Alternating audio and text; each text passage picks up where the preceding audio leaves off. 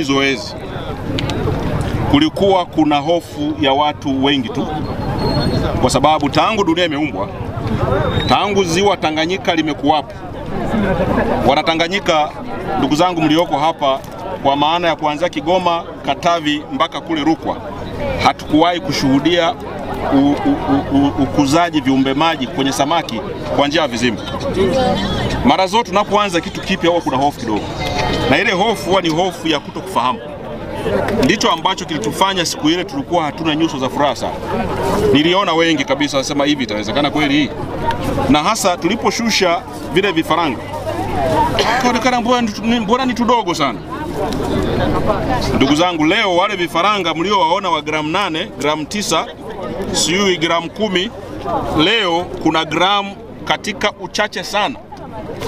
Unazungumzia gramu 400, ananiambia na 50, lakini ulivyofanywa utafiti ni gramu 463 wastani wa uzito wa huyu samaki mmoja. Ina maana kwamba unapokuwa na samaki wawili na kidogo unapata kilo moja.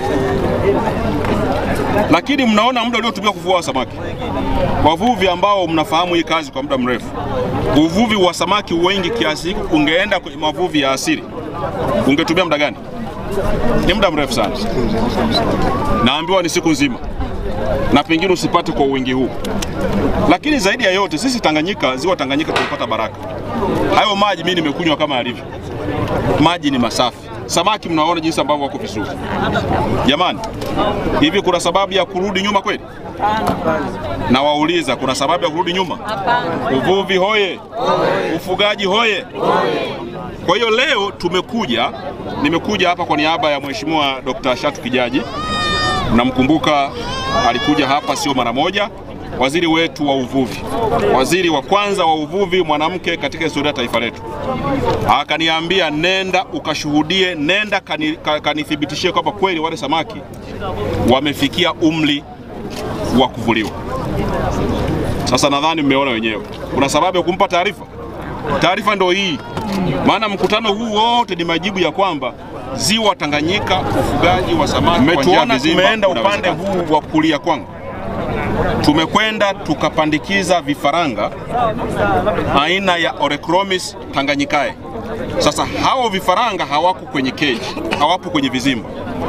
Wenyewe tumemwaga eneo ambalo kuna utulivu, eneo lisilokuwa na bugdha, eneo ambalo baada ya utafiti uliofanywa inaonekana kwamba hapo ndipo kuna chakula kingi. Hilo eneo linaitwa ni eneo la mazalia na ni eneo la makulia. Mazalia ya nini? Kwamba hawa samaki lazima wawe na utulivu waweze kuzaliana. Wakiwa mle ndani hawawezi. Kwa sababu kwanza hawa walioweka kwenye vizimba mara nyingi tunaweka jinsia moja. Jinsia moja kwa sababu hatuhitaji kuwafanya waongezeke. Tunahitaji tu kwamba wenyewe wakue ili watu hao samaki wanenepe, watu wakawanufaike huko. Lakini huku tunaweka kwa ajili ya kuhakikisha kwamba mazalia yanakuwa yanatunzwa, lakini pia samaki watakuwa endelevu sasa na hata miaka mingi. Sasa ule pia ni uwekezaji. Msidhani kwamba kule kutupa vifaranga basi tulikuwa tuna mahali pa kuvipeleka. Hapana. Ni nini jamani? Ni uwekezaji wa serikali. Na tumeanza na awamu ya kwanza kupandikiza vifaranga 10,000 kwenye hili ziwa Tanganyika. Pale tumefanya demonstration tu. Vifaranga hivyo baada ya muda wa miezi kuanzia 3 na kuendelea, wataanza wenyewe sasa kutaga mayai na kutoa vifaranga. Ili eneo litakuwa ni eneo ambalo ni msitu wa samaki. Sasa tukiingia tukaanza kuvua hapa, tutaharibu. Tumeelewana jamani? Tukiingia tukaanza kufanya shughuli za uvuvi hapa, tutafanya nini? Kwa hiyo hapo tusiende. Na sheria inazungumza wazi, maeneo yaliyotengwa mahususi kwa ajili ya mazalia ya samaki, shughuli za uvuvi haziruhusiwi. Kwa hivyo naomba tuwe walinzi wenyewe. Nimemwomba Mheshimiwa Rais, lakini narudia kwamba mlinzi namba 1 ni mimi na nani? Na wewe. Na nashukuru sana. Na mwenyekiti yuko hapa ananikumbusha. Mwenyekiti yuko hapa ataturatibu. Ni katiba ya nchi ibara ya 27 inazungumza kwamba swala la kulinda rasilimali za asili za nchi yetu ni jukumu la kila mtu. tunashukuru tu kwamba tuna mifumo kama hiyo ya kitaasisi, tunakuwa na ofisi, tunakuwa na chama, tunakuwa na serikali, tunakuwa na vyombo mbalimbali, lakini ni jukumu la kila mtu. Kwa hiyo mwenyekiti tusimwache peke yake, rasi tusimwache peke yake, hata wizara tusiache peke yake. Tutaendelea kupandikiza hivyo vifaranga, hatutaishia hapo. Tuhakikishe kwamba ziwa hili linaipata ile heshima yake ambayo inajulikana tangu miaka yote. Sawa jamani? Uvuvi hoye! Na ili kukazia hilo, maana nitaondoka hapa, kuna tukio jingine linanisubiri hapo. Kwa niaba ya Mheshimiwa Waziri na kwa niaba ya serikali, naomba kuambia kwamba uwekezaji wowote utakaofanya ziwa Tanganyika, uwe ni wa asili au ni wa watu, tutaulinda kwa wivu mkubwa.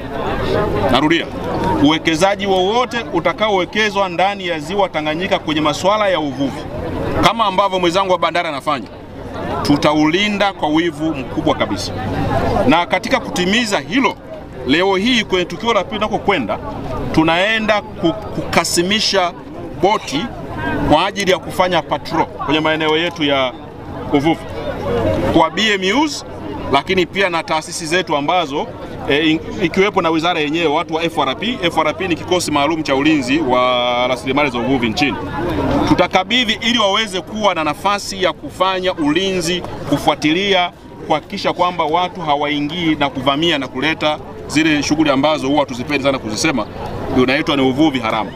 Kwa hiyo natoa wito kwenu, wakati ninyi wenyewe mtakuwa ni wa kwanza kulinda, lakini tambueni kwamba tuna doria.